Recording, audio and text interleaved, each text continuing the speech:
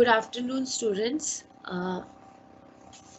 We in the last class we studied about the ecosystem, and now we are going to study about the natural resources. So when we study environmental studies or environment science, so it's very important to know about our natural resources, because the whole ecosystem and the whole environmental studies is based on the concept of natural resources and conserving them. So in today's class, we are gonna know about natural resources. So natural resources क्या है, natural resources की क्या important है, किस किस type के हमारे पास natural resources हैं और हमें उसको क्यों कंजर्व करना चाहिए, और नेचुरल रिसोर्सेज की यूज और ओवर यूज को लेके क्या क्या प्रॉब्लम्स है, इसके बारे में हम आज स्टडी करेंगे. सो इसमें नेचुरल रिसोर्सेज दो तरह के होते हैं, रिन्यूएबल एंड नॉन रिन्यूएबल. मतलब कि एक रिन्यूएबल मतलब जो दोबारा बन सकते हैं, और नॉन रिन्यूएबल जो एक बार यूज होने के बाद में दोबारा नहीं बन सकते. सो हम इसके बारे में आज डिटेल से जानेंगे आज की क्लास में, और उसके बाद में क्या क्या प्रॉब्लम्स है इसको लेके उसके बारे में. So first of all, natural resources या प्राकृतिक संसाधन क्या होते हैं. तो नेचुरल रिसोर्सेज क्या होता है, तो हमारे इन्वायरमेंट में हमें बहुत सारी तरह की गुड एंड सर्विसेज मिलती हैं हमें नेचर से. सो जो भी हमारे डे टू डे लाइफ में जो हम चीजें यूज करते हैं वो हमें नेचर से बहुत सारी गुड एंड सर्विसेज मिलती हैं. सो उसी को हम नेचुरल रिसोर्स कहते हैं. इसमें क्या क्या इंक्लूडेड है, everything like air, water, soil, minerals. ठीक है, ये सब हमें किससे मिलते हैं, एबायोटिक. जब हमने इकोसिस्टम पढ़ा था तो हमने जाना था ना, एक इकोसिस्टम के दो कंपोनेंट होते हैं, एक एबायोटिक और एक बायोटिक. तो आज हम जानेंगे कि हमें नेचुरल रिसोर्सेज क्या क्या मिलते हैं. तो एबायोटिक में हमें सारे नेचुरल रिसोर्सेज मिलते हैं, जैसे कि एयर, वाटर, सॉइल, मिनरल्स, है ना, सोलर एनर्जी, एवरीथिंग.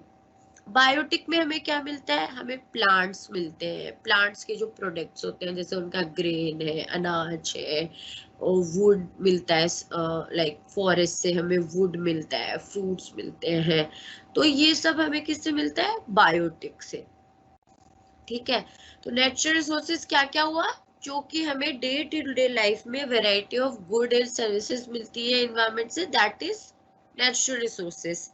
और ये इसमें हमें क्या क्या इंक्लूड होता है, एबायोटिक में air, water, soil, solar energy. और बायोटिक में क्या क्या चीजें हैं, जैसे कि हमें बहुत सारे प्लांट्स के प्रोडक्ट्स मिलते हैं, एनिमल्स के प्रोडक्ट्स मिलते हैं उनके. तो उसको हम इसमें ये चीजें हमें मिलती है बायोटिक संसाधनों से. सो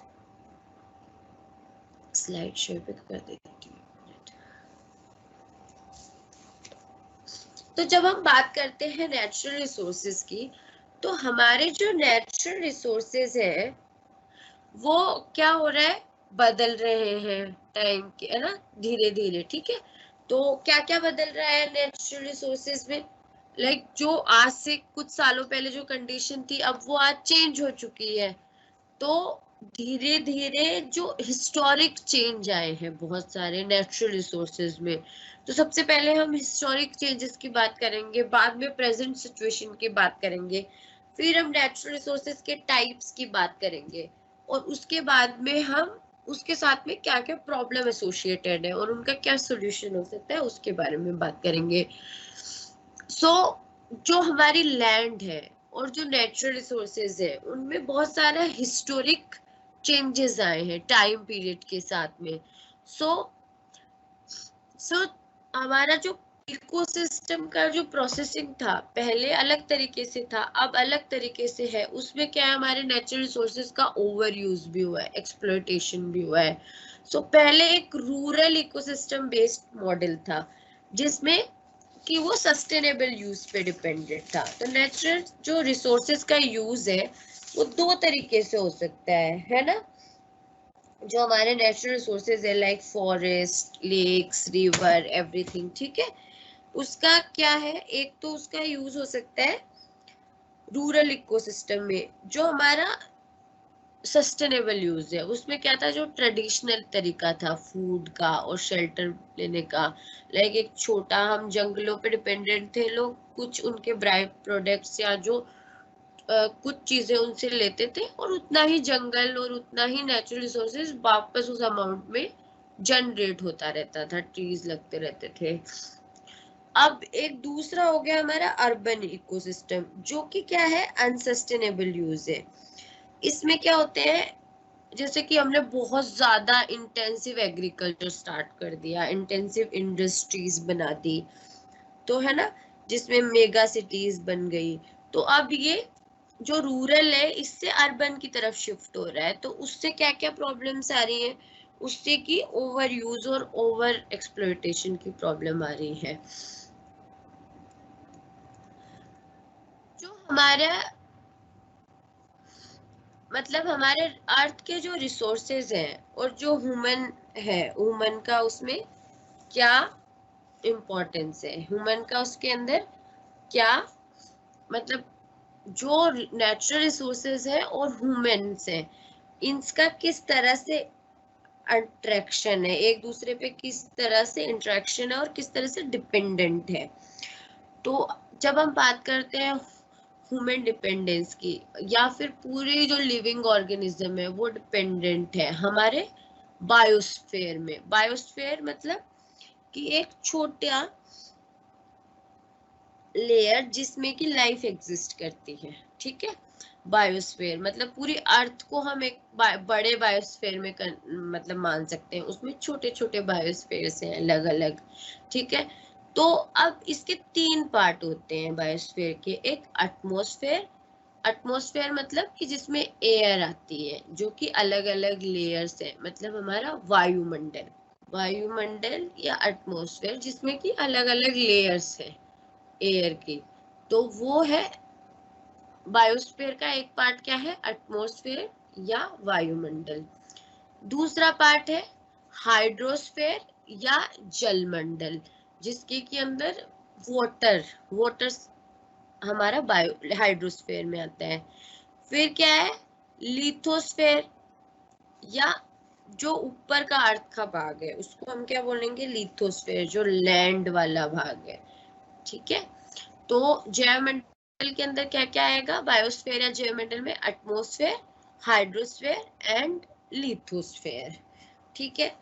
अब इनकी सबकी अपनी अपनी एक इम्पोर्टेंस होती है। इम्पोर्टेंस क्या होती है, एटमॉस्फेयर से हमें क्या क्या मिलता है, एटमॉस्फेयर से हमें ऑक्सीजन मिलती है, बहुत सारी गैसेस मिलती है, जो ऑक्सीजन के ऊपर पूरा ह्यूमन रेस्पिरेशन है ना, और पूरे प्लांट्स के लिए जरूरी है, ठीक है। तो ये हमें एटमॉस्फेयर से मिलता है,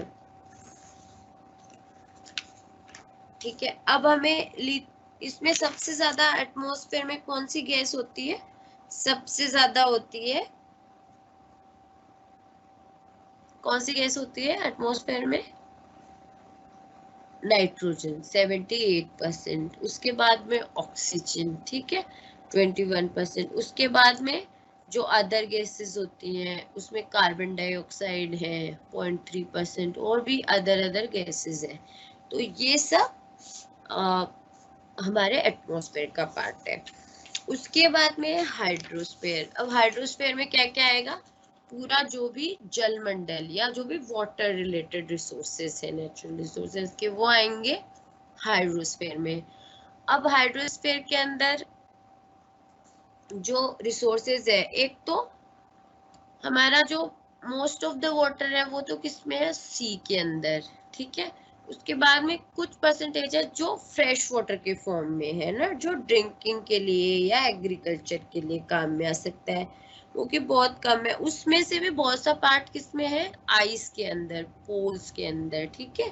तो ये सब हमारे हाइड्रोस्फीयर का पार्ट है। सी वाटर, जो पोलर वाटर है जो आइस के फॉर्म में है, फिर रिवर वाटर, और उसके बाद में अंडरग्राउंड वाटर। तो हम काम में कौन सा ले सकते हैं, रिवर और अंडरग्राउंड वाला, जो फ्रेश वाटर है, lakes, ponds, river and underground water, ठीक है।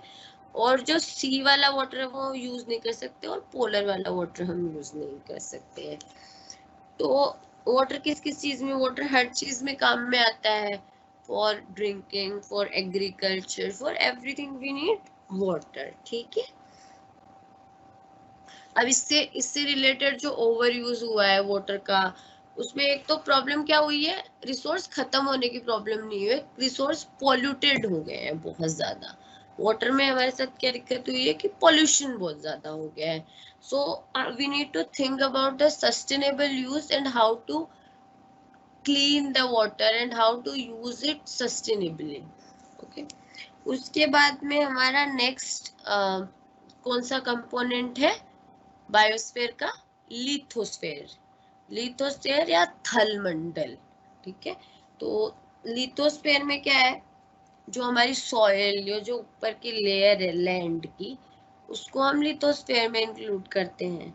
तो वो किस लिए काम में आती है, एग्रीकल्चर सॉइल पे होती है, उसमें बहुत से न्यूट्रिएंट्स होते हैं जो कि जिससे हमें फूड मिलता है। उसके बाद में स्टोन्स हैं, रॉक्स हैं, ये सब लिथोस्फीयर में, ये रिसोर्सेज हमारे पास में, ठीक है। फिर हमारे जो नेचुरल रिसोर्सेज हैं बहुत से, जो हम फ्यूल के रूप में यूज करते हैं, वो जमीन के अंदर जो है हमारे पास में, ऑयल, गैसेस, क्रूड ऑयल्स, ठीक है, फॉसिल फ्यूल से जो चीजें निकली हुई हैं।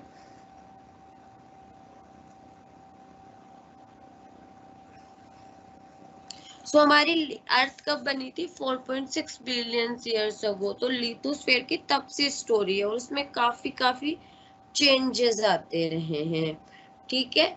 और लिथोस्फीयर में मेजर एलिमेंट्स कौन से होते हैं, oxygen, silicon, aluminium and iron, ठीक है।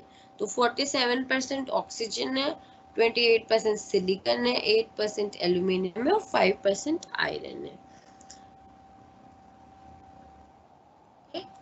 अब हमने बात की बायोस्फीयर की, इसके बाद में हम जो नेचुरल रिसोर्सेज हैं उनकी बात करेंगे कि वो हमारे पास कौन से नेचुरल रिसोर्सेज हैं।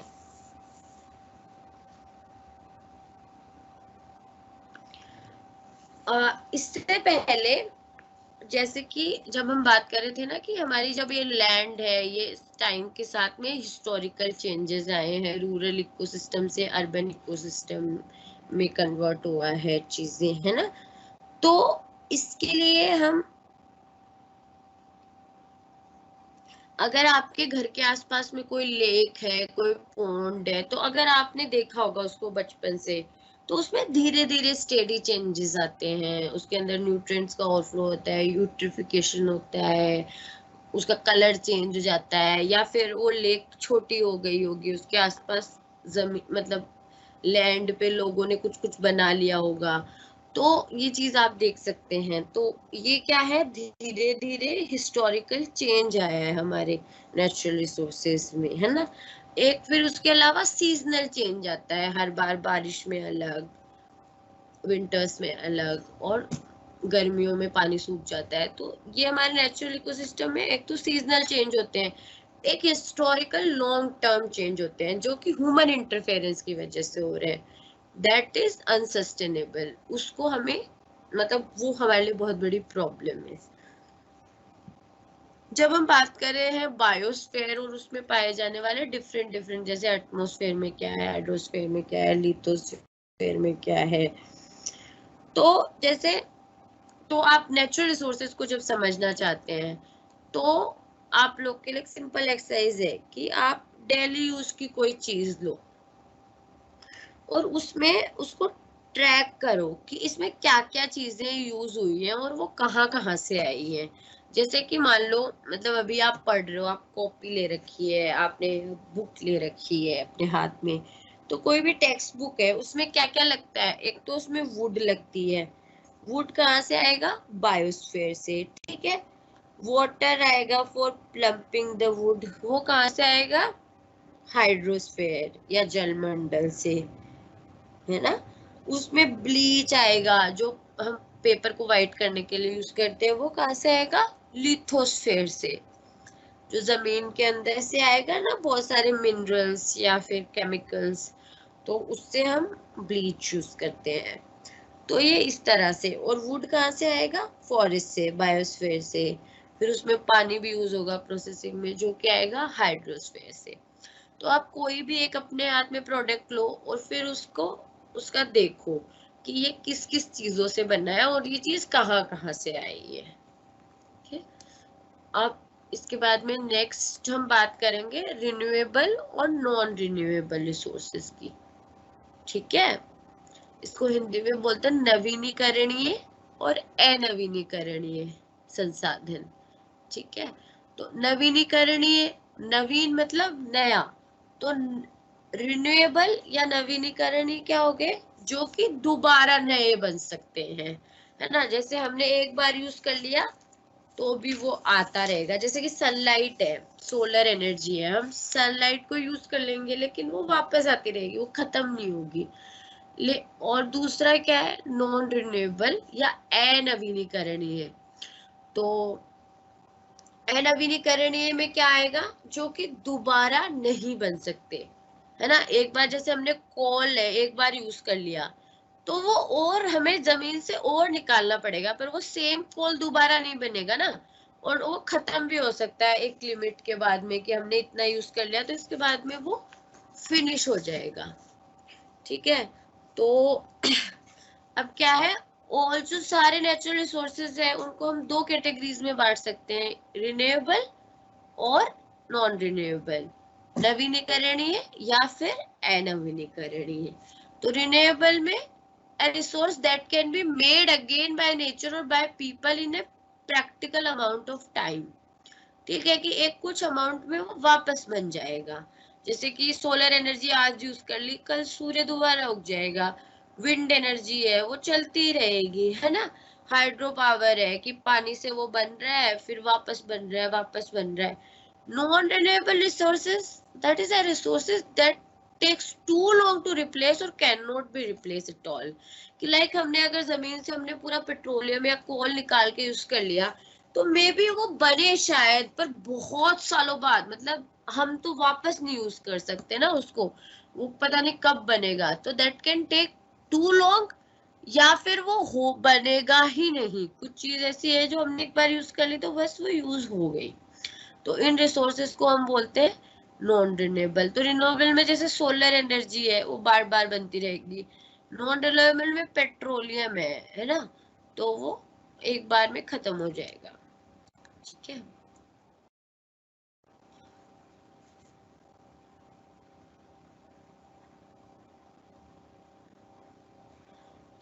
इसके बाद में है, सो नॉन रिन्यूएबल में क्या क्या आता है अपना, जो कि देखो विंड एनर्जी है, ये रिन्यूएबल या नवीनीकरणीय रिसोर्स है। सॉइल है, उसके बाद में फॉरेस्ट है, वो भी दोबारा बन जाएगा अगर हम सस्टेनेबल यूज करेंगे तो, है ना। और उसके बाद सोलर एनर्जी है, विंड, पानी से जो हाइड्रो पावर एनर्जी वगैरह है।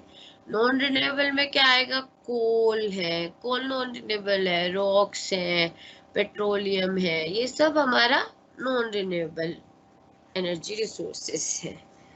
ठीक है।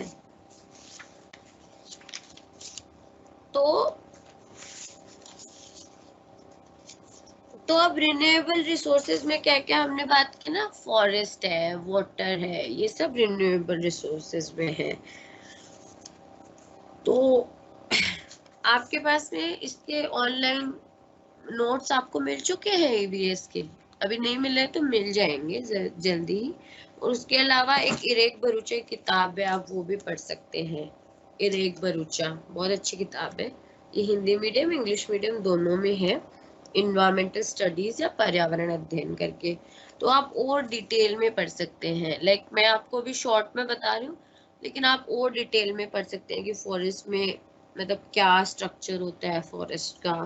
अब फॉरेस्ट की हमारी प्रॉब्लम क्या आ रही है फॉरेस्ट के साथ में? सबसे ज्यादा कि ओवर यूज हो रहा है, जो हमारा रिन्यूएबल रिसोर्सेज है फॉरेस्ट, इसका ओवर यूज हो रहा है, एक्सप्लॉइटेशन हो रहा है। सबसे ज्यादा प्रॉब्लम ये आ रही है कि इसके ओवर यूज की वजह से खत्म हो रहा है। मतलब दोबारा पेड़ तो लगेंगे लेकिन दोबारा पेड़ लगने में साल लगते हैं। अपन हर साल काटते जाएंगे तो वो काटने की और लगने की स्पीड में बहुत चेंज हो जाएगा ना। जब अगर हम उनको सूखे हुए पेड़ या कम यूज करेंगे तो वो स्पीड एक मेंटेन रहेगी, अदरवाइज उस स्पीड में बहुत प्रॉब्लम हो जाएगी। तो इस ओवर एक्सप्लॉयटेशन की प्रॉब्लम से निजात पाने के लिए क्या किया गया, जॉइंट फॉरेस्ट मैनेजमेंट की एक स्कीम है। ठीक है, तो जॉइंट फॉरेस्ट मैनेजमेंट में क्या होता है कि जो लोकल कम्युनिटीज होती हैं उनको फॉरेस्ट मैनेजमेंट में इंक्लूड किया जाता है। मतलब लोकल कम्युनिटी प्लस जो आपका सरकारी तंत्र है दोनों मिलके करते हैं, तो इसीलिए इसको जॉइंट फॉरेस्ट मैनेजमेंट या JFM बोला जाता है।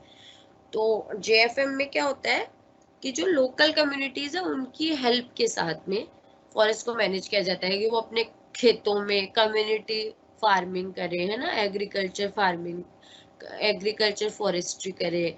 उसमें क्या होता है कि खेतों में कुछ ट्रीज उन्होंने लगाए या बाग लगाए, उनको वो कंजर्व करें, उनके प्रोडक्ट्स उनको मिले, गवर्नमेंट का उसमें कुछ इन्वेस्टमेंट रहता है। तो इस तरह से जॉइंट फॉरेस्ट मैनेजमेंट है।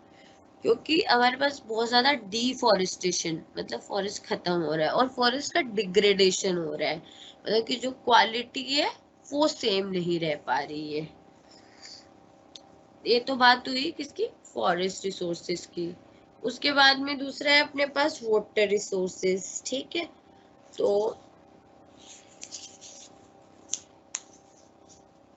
तो आप जैसे जानते हो हम जब बात कर रहे थे हाइड्रोस्फीयर की, हमने बात की कि अपना जो 97% ऑफ वाटर है हाइड्रोस्फीयर का वो तो सी के अंदर ट्रैप है ना, जो खारे समुद्र में है, जो पानी हम यूज नहीं कर सकते, हम तो केवल फ्रेश वाटर यूज कर सकते हैं। फ्रेश वाटर ओनली कितना है, 3%। जो टोटल हाइड्रोस्फीयर में वाटर है उसका 97% तो सी में है और 3% है केवल फ्रेश वाटर। अब उस 3% में से 2% किस में है, आइस कैप्स में। 2% किस में हो गया, आइस कैप। मतलब 3% में से फ्रेश वाटर में से 2% आइस कैप या जो पोलर आइस है उसके अंदर है। तुम्हारे पास कितना बचा, केवल 1% of the water to use. तो हमें इसको बहुत ही वाइजली और बहुत ही सस्टेनेबली यूज करना पड़ेगा ना, क्योंकि हमारे पास कितना पानी है, केवल 1% वाटर हाइड्रोस्फीयर में। तो जो कि हम यूज करते हैं, जो कि रिवर की फॉर्म में है ना, उसमें, और उसमें क्या होता है, रिवर की और ग्राउंड वाटर की फॉर्म में, और उसमें से उस 1% का जो मतलब 70% है, मतलब उस 1 को हमने अगर 100 माना तो उसका 70% तो एग्रीकल्चर के रूप में यूज होता है। ठीक है, 20% होता है, 22% होता है इंडस्ट्रीज के लिए और केवल 8% यूज होता है डोमेस्टिक यूज के लिए, मतलब घर के काम के यूज के लिए। तो हमें इन सबको सस्टेनेबली एंड वाइजली यूज करना है। और वाटर रिसोर्सेज में सबसे बड़ी प्रॉब्लम क्या हो रही है, ओवर यूज प्लस पॉल्यूशन की। जो हमारा फ्रेश वाटर है, जो रिवर पॉन्ड लेक्स इनमें, वो हो रहा है पॉल्यूटेड। तो ये प्रॉब्लम आ रही है बहुत बड़ी, है ना। तो इसके लिए पॉल्यूशन के, उसके लिए हमारे पास काफी सारे एक्शन प्लान है, जैसे गंगा एक्शन प्लान है, पॉल्यूशन को कैसे कम करना है, इंडिविजुअल रिस्पॉन्सिबिलिटीज की हम बात करेंगे। तो हम जो एक्शन प्लान है उसकी चैप्टर के यूनिट के एंड में बात करेंगे, नेक्स्ट क्लास में जब सारे एक्शन प्लान्स की बात करेंगे। अभी हम केवल ये रिसोर्सेज क्या है, उसके साथ क्या प्रॉब्लम एसोसिएटेड है, उसकी बात करेंगे। ठीक है, उसके बाद में क्या है अपने पास, मिनरल रिसोर्सेस है ना, जो हमें लिथोस्फेयर से जो मिलते हैं। ठीक है, इसमें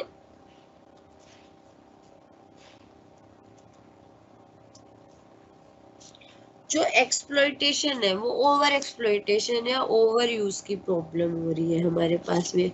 फिर जब हम माइनिंग करते हैं, जब मिनरल्स को निकालने के लिए माइंस होती है उनको अंदर से, तो उसका भी एक बहुत बड़ा फर्क पड़ता है वहाँ की एयर क्वालिटी पे, क्लाइमेट पे, वाटर पे, सॉइल पे, वहाँ का फ्लोरा, मतलब कि जो प्लांट्स कम्युनिटी है, फोना मतलब कि जो एनिमल्स कम्युनिटी है, उस पे बहुत ज्यादा फर्क पड़ता है। ठीक है, अब इसमें क्या क्या कॉन्सिक्वेंसेस होते हैं, क्या क्या फर्क पड़ता है। एक तो जो हमारी लैंड है, जो लिथोस्फेयर है, उसमें क्या होता है, सब्सिडेंस हो सकते हैं, अंडरग्राउंड फायर्स हो सकती है, सॉइल इरोजन होता है। ठीक है, काफी सारे जो वहाँ पे वर्कर्स काम करते हैं उनको हेल्थ हजार्ड्स हो सकते हैं। फिर इकोलॉजिकल में जैसे डिफोरेस्टेशन हो गया, है ना, फॉरेस्ट काटा, माइन बनाई तो। फिर उसके बाद में पोल्यूशन होता है, air pollution, water pollution, soil pollution. और सोशल इकोनॉमिक भी एक प्रभाव पड़ता है माइनिंग से। अब इसमें कुछ पॉजिटिव प्रभाव पड़ते हैं सोसाइटी पे और कुछ नेगेटिव। पॉजिटिव में क्या है कि एक तो एम्प्लॉयमेंट मिलता है, इंफ्रास्ट्रक्चर डेवलप होता है, इकोनॉमिक ग्रोथ होती है उस एरिया में। लेकिन नेगेटिव उसमें इनक्रोचमेंट हो जाता है ना, रीसेटलमेंट होता है ना। ठीक है, जगह को उसको मतलब लोग जो रह रहे हैं उनको वहां से रिप्लेस करना पड़ता है। ठीक है,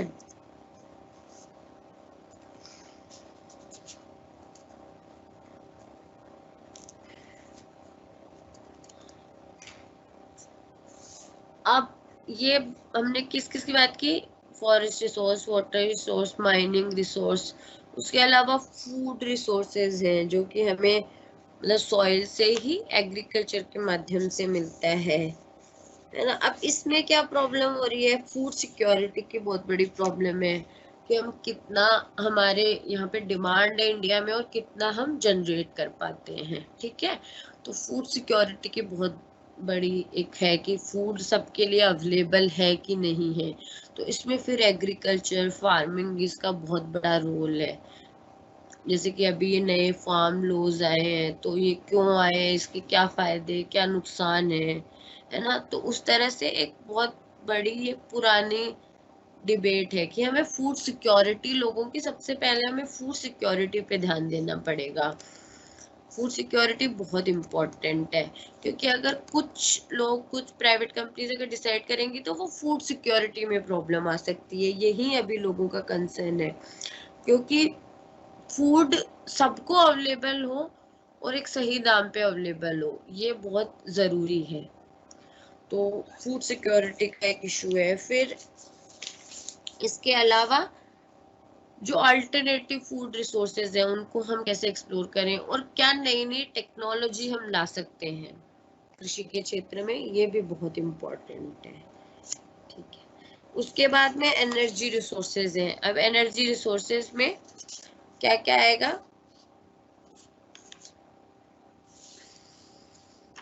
जो पेट्रोलियम है, कोल है ना, फ्यूल, अलग अलग टाइप के फ्यूल है हमारे पास में, है ना। इसमें आएगा, ये एनर्जी रिसोर्सेज आएंगे। ठीक है, उसके बाद में सोलर पावर है जो कि ये रिन्यूएबल रिसोर्सेज में आएगा। ठीक है, तो सोलर पावर किस तरह से काम करता है, विंड एनर्जी है, विंड माइल्स के थ्रू जो बनती है।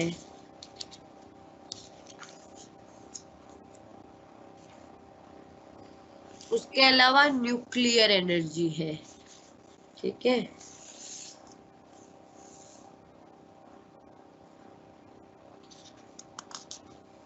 उसके अलावा लैंड रिसोर्सेज हैं। तो अब जब हम बात करें रिन्यूएबल और नॉन रिन्यूएबल रिसोर्सेज की, तो बात करेंगे कि क्या क्या दिक्कत है इन रिसोर्सेज के यूज को या उसको लेके।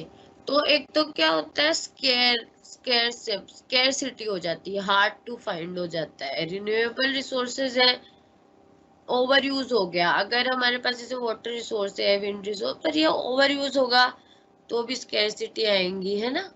ठीक है,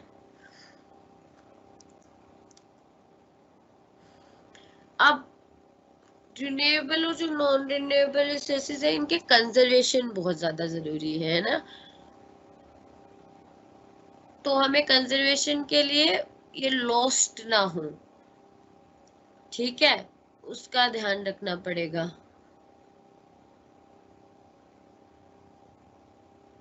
तो कंजर्वेशन के लिए क्या होता है कि हम जो नेसेसरी यूज है ना, केवल उतना ही यूज करेंगे रिसोर्सेस का, ठीक है।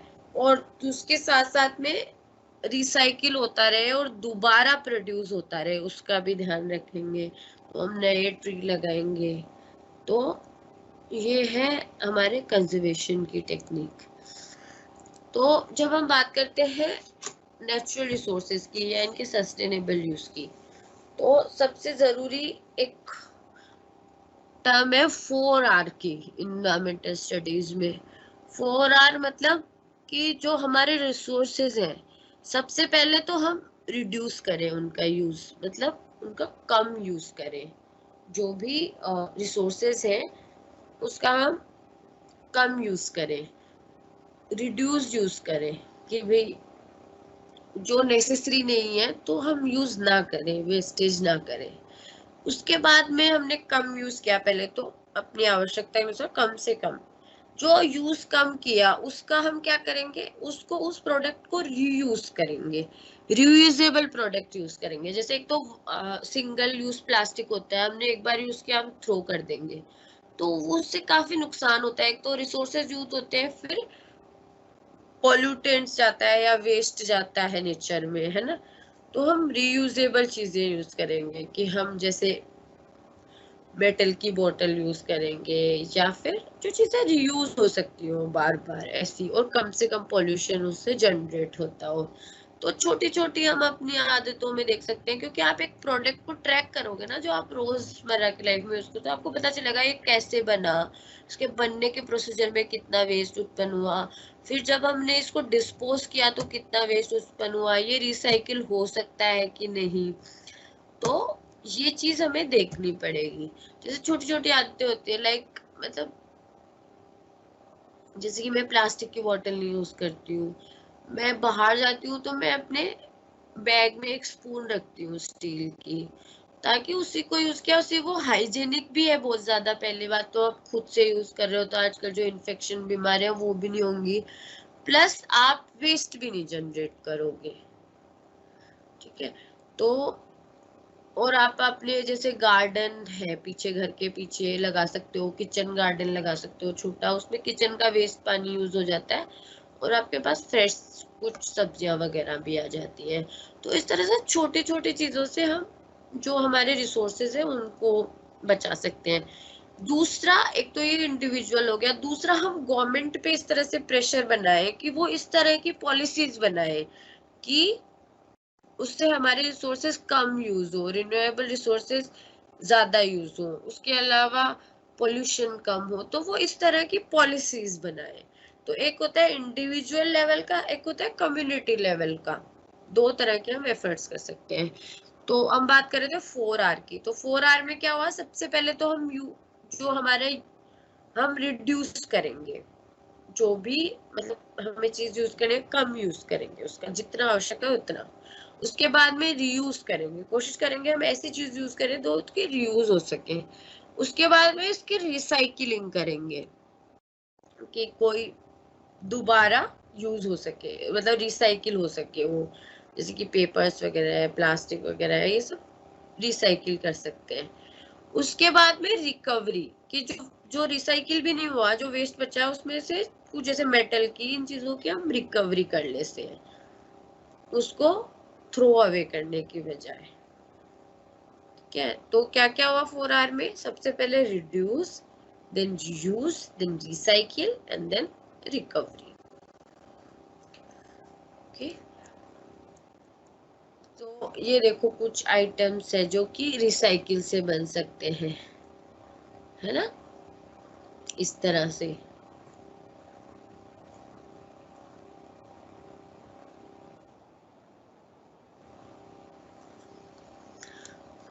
सो अब हम एंड में जब हमने नेचुरल रिसोर्सेज की बात की, तो why it is important to use natural resources wisely. Wisely क्यों यूज किया जाए नेचुरल रिसोर्सेज को, क्योंकि ये एक लिमिटेड मात्रा में है ना, तो खत्म हो जाएंगे अगर ओवर यूज होगा। दूसरी बात, उससे जो वेस्ट जनरेट होगा वो हमारे इन्वायरमेंट को लॉस पहुंचाएगा। तो जब हम बात करते हैं सस्टेनेबल यूज या सस्टेनेबल डेवलपमेंट की, तो हम क्या करते हैं, इकोनॉमी, सोसाइटी एंड इन्वायरमेंट, तीनों के हिसाब से जो बेस्ट होता है वो, और साथ में हमारी जो फ्यूचर जनरेशन है उसकी रिक्वायरमेंट को भी ध्यान में रखा जाए, उनके लिए भी रिसोर्सेज छोड़े जाए, तो उसको हम कहते हैं सस्टेनेबल यूज। और इस तरह के डेवलपमेंट को हम क्या कहते हैं, सस्टेनेबल डेवलपमेंट। कि जब हम सस्टेनेबल यूज करेंगे रिसोर्सेज का, तो वो फ्यूचर जनरेशन के लिए भी बचेंगे। तो इसके लिए आपके पास एक एक्टिविटी है कि भाई आप समझ पाओ कि वाइजली क्यों यूज करना चाहिए। तो जैसे कि आप कोई भी एक प्रोडक्ट लो जो आप यूज करते हो, और उसके बाद में उसका आपको लिखना है, ये क्लास है ना, और आपको नेक्स्ट क्लास में कमेंट में भी लिखनी है वो चीज कि आपने क्या प्रोडक्ट को यूज किया। तो जैसे आप कोई भी प्रोडक्ट लोगे, उसका ओरिजिन कैसे हुआ, वो कहाँ से मतलब वो कैसे कैसे आया है वो प्रोडक्ट। जैसे कि हमने बुक की बात की थी, तो बुक कैसे बनी, पेड़ों से बनी ना, तो ओरिजिनेट कहाँ से हुआ, फिर उसकी प्रोसेसिंग कैसे हुई, उसमें क्या क्या चीजें यूज हुई, और फिर फाइनल प्रोडक्ट हमारे हाथ में कैसे आया। तब हमें पता चलेगा कि अच्छा इसकी इतनी वैल्यू है बनने की, इतने नेचुरल रिसोर्सेज यूज होते हैं, इतना वेस्ट जनरेट होता है, और जब भी हमारे हाथ में आता है, फिर उसके बाद में हम उसका जो 4R वाला प्रिंसिपल है वो यूज कर सकते हैं कि नहीं, कि उसका रिड्यूस कर सकते हैं उसका यूज, या उसको रिसाइकिल कर सकते हैं क्या, रीयूज कर सकते हैं क्या, रिकवरी कर सकते हैं क्या। तो ये इस तरह की चीज है। तो ये आपको एक एक्टिविटी करनी है, एक एक्सरसाइज करनी है, आपको कुछ प्रोडक्ट की लिस्ट बनानी है, उसका ओरिजिन कैसे हुआ, उसकी प्रोसेसिंग कैसे हुआ, और फाइनल प्रोडक्ट आपके हाथ में क्या आया, और आप उसका क्या यूज करते हो डेली लाइफ में, और उस यूज को आप 4R में कैसे कर सकते हो, मतलब रिड्यूस कैसे कर सकते हो, रीयूज कैसे कर सकते हो, सकते हो, रिकवरी कैसे हो सकती है। तो ये आपके लिए है एक्सरसाइज, ठीक है।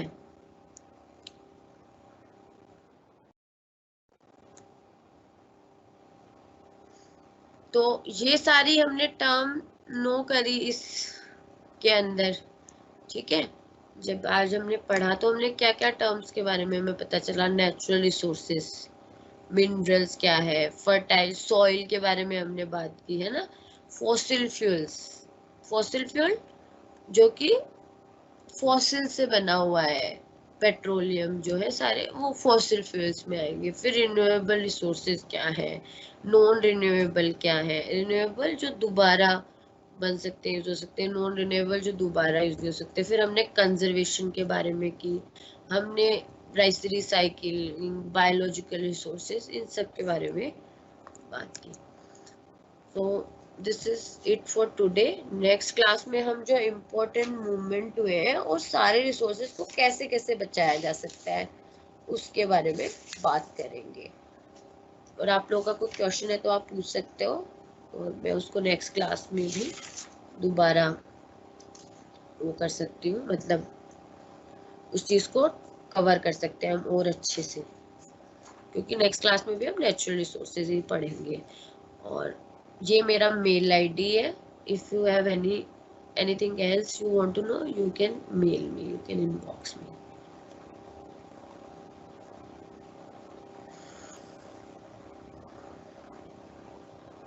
Thank you so much.